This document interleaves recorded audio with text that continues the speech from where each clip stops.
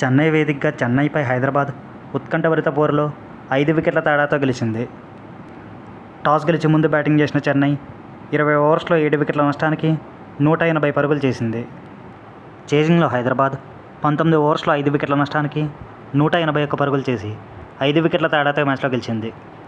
ఈ గెలుపుతో టేబుల్లో సెకండ్ ప్లేస్లో గుజరాత్, థర్డ్ ప్లేస్లో హైదరాబాద్ ప్లే ఆఫ్స్కు క్వాలిఫై అయ్యాయి.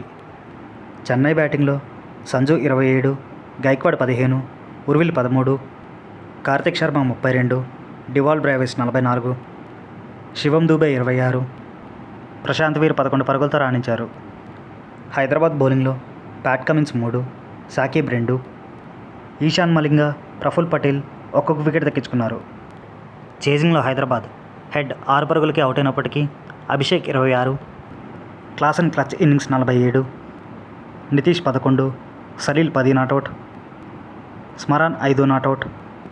వన్డౌన్లో వచ్చిన ఇషాన్ కిషన్ 47 బాల్స్లో 70 పరుగులతో హైదరాబాద్కు అద్భుత విజయం అందించాడు.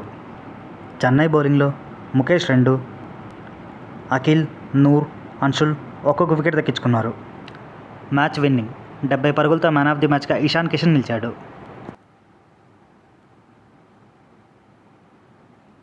ఈ ఓటమితో చెన్నై అస్సాం ట్రైన్ ఎక్కేసింది.